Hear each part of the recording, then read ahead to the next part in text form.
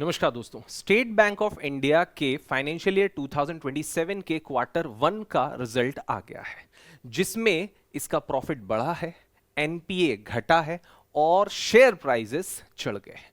दोस्तों, quarter one का मतलब होता है अप्रैल से लेके जून 2026 तक की रिपोर्ट। अगर हम इस रिपोर्ट की बात करें तो इसमें टोटल प्रॉफिट 21,121 करोड़ रुपए हुआ, जो इसी समय अवधि के पिछले फाइनेंशियल ईयर से 10% ज्यादा है। दोस्तों, आपको बता दूं, ये जो प्रॉफिट ग्रोथ हुई है, इसकी वजह से एसबीआई की जो टोटल इनकम है, इसी समय की अप्रैल से जून के बीच की इनकम में 8% का उछाल भी आ गया है। दोस्तों, स्टेट बैंक ऑफ इंडिया ने जो एनालिस्ट थे, जो एक्सपर्ट्स थे, जिन्होंने अनुमान लगाया था कि भाई एसबीआई का प्रॉफिट इतना होना है, उनके अनुमान से भी ज्यादा प्रॉफिट कमाकर बताया, जिसकी वजह से मार्केट में पॉजिटिव सेंटिमेंट्स बने और 4% शेयर्स के दाम बढ़ भी गए। आपको बता दूं कि एसबीआई का जो ग्रॉस एनपीए है वो भी घट गया है, 1.47% पर आ गया है। दोस्तों, ग्रॉस एनपीए क्या होता है? तो एनपीए का मतलब होता है नॉन परफॉर्मिंग एसेट। जब बैंक किसी को लोन देता है और अगर वो लोन समय पर नहीं चुकाया जाता, बैंक के स्टैंडर्ड्स के हिसाब से नहीं चुकाया जाता है, तो वो नॉन परफॉर्मिंग एसेट बन जाता है।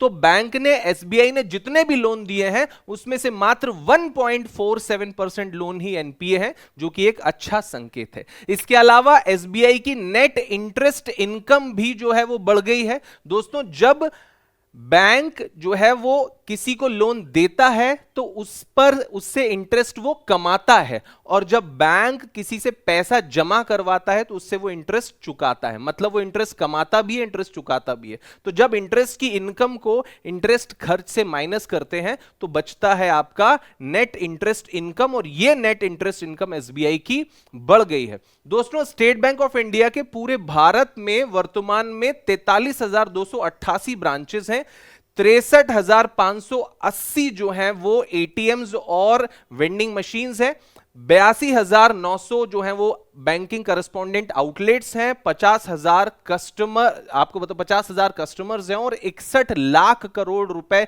से ज्यादा के इस समय एसेट्स हैं या परिसंपत्ति है। स्टेट बैंक ऑफ इंडिया की बात करें तो स्टेट बैंक ऑफ इंडिया, जिसे शॉर्ट में एसबीआई बोलते हैं, एक सरकारी बैंक है। ये एक संवैधानिक संस्था है, क्योंकि एसबीआई एक्ट 1955 के तहत इसकी स्थापना हुई है। इसका हेडक्वार्टर मुंबई, महाराष्ट्र में है। स्थापना 1 जुलाई 1955 को हुई, और इससे पहले ये इंपीरियल बैंक के नाम से जाना जाता था। दोस्तों, आपको बता दूं कि एसबीआई के चेयरमैन वर्तमान में चल्ला श्रीनिवासलू शेट्टी हैं, है ना, और करंट चेयरमैन जो है, ये जो चल्ला श्रीनिवासलू शेट्टी हैं, ये अगस्त 2024 से ही एसबीआई के चेयरमैन बने हुए हैं। एसबीआई की जो टैगलाइन है वो है the banker to everyone, the banker to every Indian, और उसमें भी दूसरी है प्योर बैंकिंग नथिंग एल्स। ये कुछ ऐसी टैगलाइंस हैं जो एसबीआई अपनी पब्लिसिटी के लिए यूज करता है।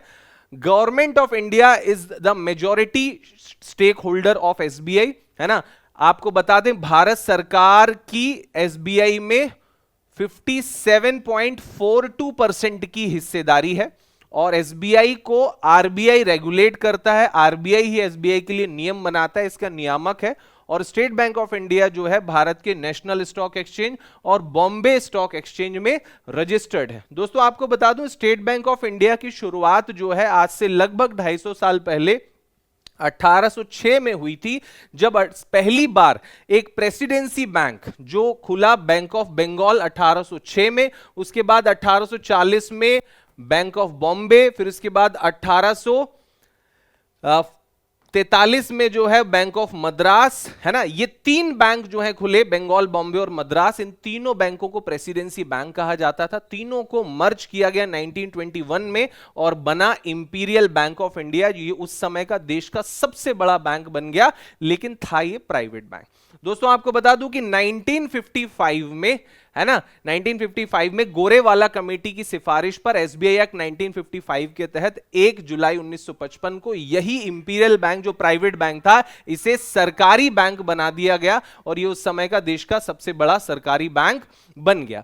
दोस्तों 1959 में SBI, state bank of India जो है, इसमें कुछ क्षेत्रीय बैंक भी जुड़ गए और उन्हें जो है एसबीआई के एसोसिएट बैंक बोला गया, जैसे जिन्हें हम नाम से जानते थे state bank of Hyderabad, state bank of Mysore, state bank of Saurashtra, state bank of Travancore, state bank of Bikaner and Jaipur और स्टेट बैंक ऑफ पटियाला, है ना। ये सब जो है वो एसबीआई के एसोसिएट बैंक थे और ये जो है वो एसोसिएट बैंक एक्ट 1959, मतलब सब्सिडरी बैंक्स एक्ट 1959 के तहत शामिल किए गए थे।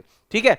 अब दोस्तों 2017 में एक महत्वपूर्ण पड़ाव आया जब 1 अप्रैल 2017 को एसबीआई में उस समय का एक बड़ा सरकारी बैंक भारतीय महिला बैंक मर्ज हो गया और साथ साथ में ये सभी एसोसिएट बैंक्स भी एसबीआई में मर्ज किए कर दिए गए, जिसने एसबीआई को जो है भारत का नंबर 1 बैंक जो है वो बना दिया। इस समय भारत का सबसे बड़ा बैंक है स्टेट बैंक ऑफ इंडिया, है ना, सबसे बड़ा सरकारी बैंक है स्टेट बैंक ऑफ इंडिया।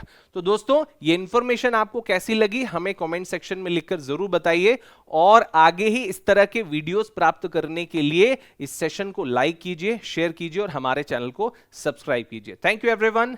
जय हिंद, जय भारत।